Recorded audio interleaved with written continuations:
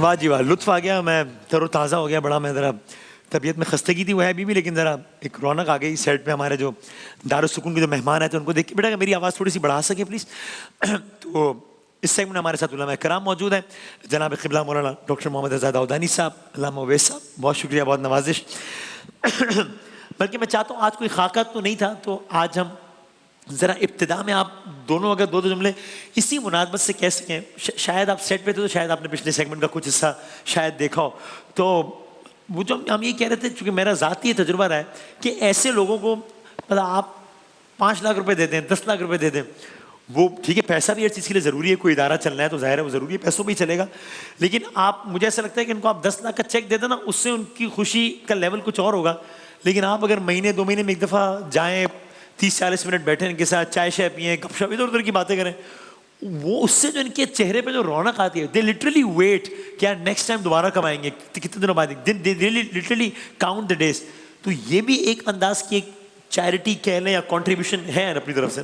بسم اللہ الرحمن الرحیم. انفاق فی سبیل اللہ کا جو موضوع قرآن مجید کے اندر بیان ہوا ہے نا، ینفقون فی سبیل اللہ، یہ خرچ کرتے ہیں اللہ کی راہ میں، انفاق کرتے ہیں. اس لفظ انفاق کے اندر بڑی وسعت ہے. اس کے اندر نو ڈاؤٹ اس کا اہم ترین مصداق، ون آف دا امپورٹنٹ مصداق، وہ یقیناً مال ہے، پیسہ ہے، اس میں کوئی شک نہیں ہے. صحیح ہے. مگر اس کے اندر بڑی وسعت ہے. اگر ایک انسان ہمدردی کے 2 بول بولتا ہے، یہ بھی انفاق کے اندر شامل ہے. اگر صحیح موقع پر اچھا مشورہ دیتا ہے، یہ بھی انفاق کے اندر شامل ہے. کوئی اپنے وقت میں سے کچھ وقت نکال کر کسی کار خیر کے اندر صرف کرتا ہے، یہ بھی انفاق فی سبیل اللہ کا مصداق ہے. اگر بلڈ کی ضرورت ہے، کوئی بلڈ ڈونیشن دیتا ہے، یہ بھی انفاق فی سبیل اللہ کا مصداق ہے. تو لفظ انفاق کے اندر بڑی وسعت ہے. اور اگر آپ ایک حدیث کی طرف توجہ کریں تو اس میں اور زیادہ ایک ایسا لفظ استعمال ہوا ہے کہ جس کے اندر ایک جنرلائزیشن ہے، خیر الناس من ینفع الناس، کہ لوگوں میں سب سے بہتر وہ ہے کہ جو دوسروں کے لیے نفع بخش ہے، فائدہ پہنچانے والا ہے. اب فائدے کے اندر اگر آپ دیکھیں تو تمام جتنے بھی جائز حلال فائدے ہیں وہ سب کے سب اس کیٹیگری کے اندر فال کرتے ہیں. اگر کسی بچے کو ٹیوشن کی ضرورت ہے، وہ افورڈ نہیں کر سکتا، اور اگر کوئی ٹیچر اس کو ٹیوشن پڑھا دے، یہ بھی اس نفع کے اندر شامل ہوگا. اگر وہ اس کو کاؤنسلنگ فراہم کر دے، یہ بھی اس نفع کے اندر شامل ہوگا.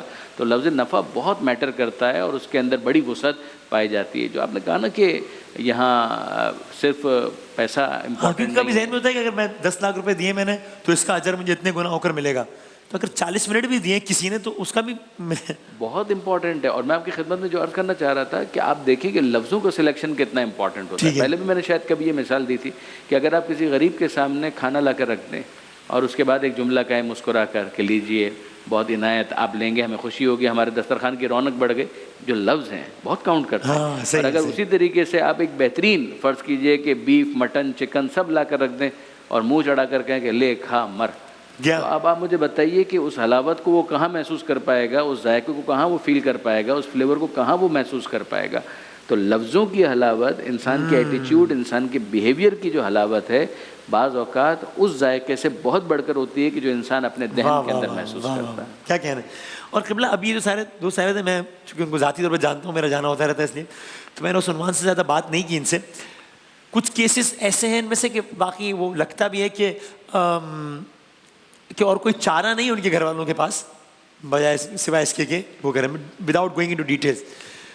کچھ بہرحال کیسز ایسے بھی ہوتے ہیں، ان کے بارے میں فرمائے گا کہ جو افورڈ بھی کر سکتے ہیں، سب کچھ ہے.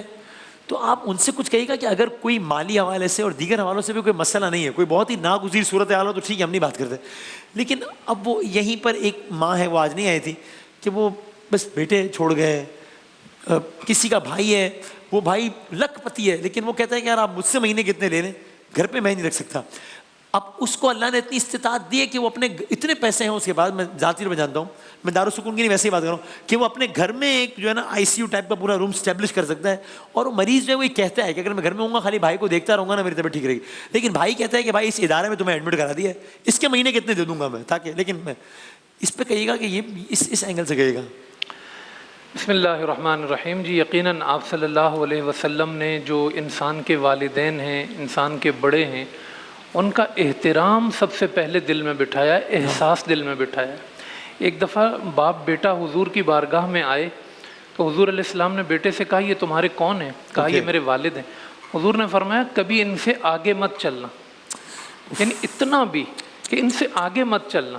اور جہاں تک یہ بات ہے کہ یہ رویہ کہ آپ ان کو احساس دلا رہے ہیں کہ میں آپ سے دور ہوں. قرآن نے کہا کہ اف کہہ کے بھی ان کو اذیت نہ دو. بھائی اف نہ کہنے کا مقصود کیا ہے؟ آپ اف کہیں گے ان کو تکلیف نہ ہو.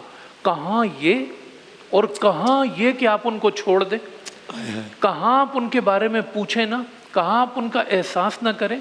اللہ کے رسول صلی اللہ علیہ وسلم 6 سال کے تھے, والدہ کا راستے میں انتقال ہو گیا تھا.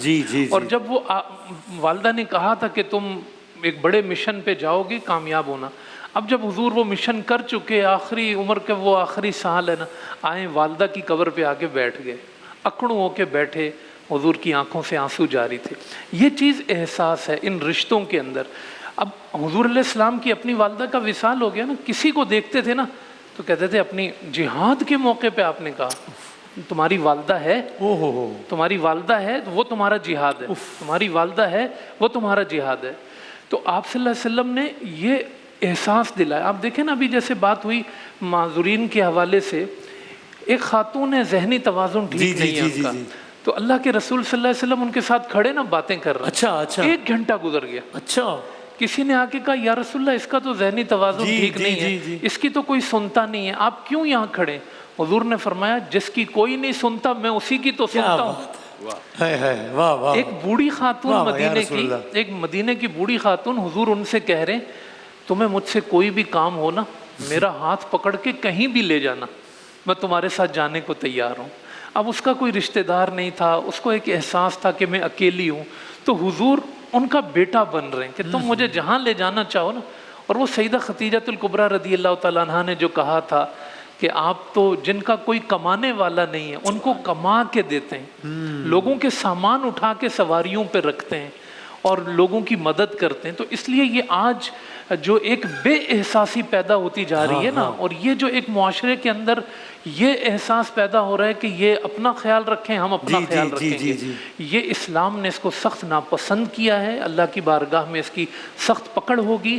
اس لیے جو ہے وہ اپنے عمل سے, آپ نے کہا نا کہ تھوڑی دیر بیٹھ جانا ساتھ, تھوڑی دیر ان سے بات کر لینا. تو حضور علیہ السلام نے تو ایک شخص سے کہا تھا کہ تو اور تیرا مال تیرے باپ کا ہے. انسان اپنے ماں باپ کا ہے, وہ سب کچھ. ایک ہمارے عالم دین ہے, ان سے کسی نے کہا تھا کہ والدین آپ کے ساتھ رہتے ہیں؟ کہا میں والدین کے ساتھ. واہ واہ واہ واہ واہ, کیا بات ہے. یہ زاویہ, یہ میں والدین کے ساتھ, ہم ان کے غلام ہیں, ہم ان کے محتاج ہیں, ہماری دنیا ان پہ منحصر ہے, ہماری آخرت ان پہ منحصر ہے. اس لیے ان کو جتنا وقت دے سکتے ہیں, اور بوڑھے ماں باپ ہوں یا آپ کے, ان کے ساتھ موبائل بیٹھ کے استعمال کرنا بھی جائز نہیں ہے شرعن, کہ اب وہ آپ کو دیکھ رہے ہیں اور اگر انہیں اگنورنس کا احساس ہوگا اس سے, یہ جائز نہیں ہے. تو اتنا بھی آپ اگنور نہیں کر سکتے, جائے کہ آپ ان کو گھر سے نکال دیں یا ان کو ٹائم نہ دیں. یہ تو بہت بڑی چیز ہے. اللہ اس سے ہمیں ہمارے معاشرے کو محفوظ فرمائے. بس کنکلوڈ کرتے ہیں, سینگ از بلیونگ بھی ہوتا ہے نا, جو آپ بہت ساری چیزیں آپ دیکھتے ہیں لیکن آپ جب تک اس چیز کو, یعنی مجھے لگتا ہے میں نے اس احساس کو جب تک خود سے نہیں دیکھا, یا انڈس ہاسپٹل ہے مثال دے رہا ہوں, بہت نام سنا ہے, جب تک میں نے خود جا کے بچوں کا وہ کینسر کا وارڈ نہیں دیکھا, یا جب تک اس بچے سے نہیں ملا جو کابل سے آیا ہوا تھا وہاں علاج کروانے کے لیے اور ماں سامنے بیٹھے ہوئے رو رہی تھی, میں 100 پروگرام بھی یہاں سے کر لیتا, مجھے اس کا احساس نہیں ہوتا. یا ابھی سر وہ اقرار مذاق میں کہہ رہے تھے پچھلے سیگمنٹ میں کہ جی وہ ان لوگوں سے کہہ رہے تھے کہ آپ لوگوں کو معلوم پڑا کہ یہ آپ کا دوست یہاں افسر لگا ہوا ہے, چونکہ وہاں سے اکثر لوگوں کو پتہ ہی نہیں کہ بھائی ٹی وی شیوی ہے وہ. تو اب جب وہ کبھی, تو مجھے ایک ریمائنڈر یہ بھی آتا ہے کہ کبھی ذہن میں یہ نہ ہے کہ جناب میں تو یہ ہوں تو مجھے کوئی کیسے نہیں پہچان سکتا, وہاں جا کے ذرا مجھے اپنی اوقات پتہ لگتی ہے.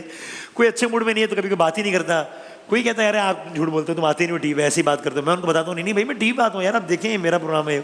تو ایک بڑا ایک الگ ہی زاویہ ایک لائف کا, اس سے آپ متعارف ہوتے ہیں ایسی جگہوں کو وزٹ کر کے جو کہ آپ ورنہ شاید لاکھ کتابیں پڑھ کے بھی نہیں ہو سکتے ہیں. تو اس عید پہ اگر یہ عہد کریں سب کے بھائی ذرا بالکل بالکل آپ نے درست فرمایا. تعرف الاشیاء بازدادها, چیزیں اپنی ضد سے پہچانی جاتی ہیں.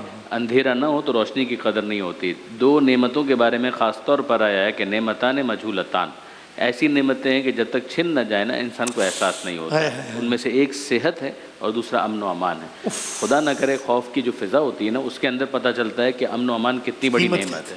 یہاں تک کہ کہا گیا کہ اگر شب قدر کسی کو مل جائے تو اس نے پوچھا کہ میں کیا دعا خدا سے مانگوں, تو کہا کہ خدا سے امن و امان مانگو.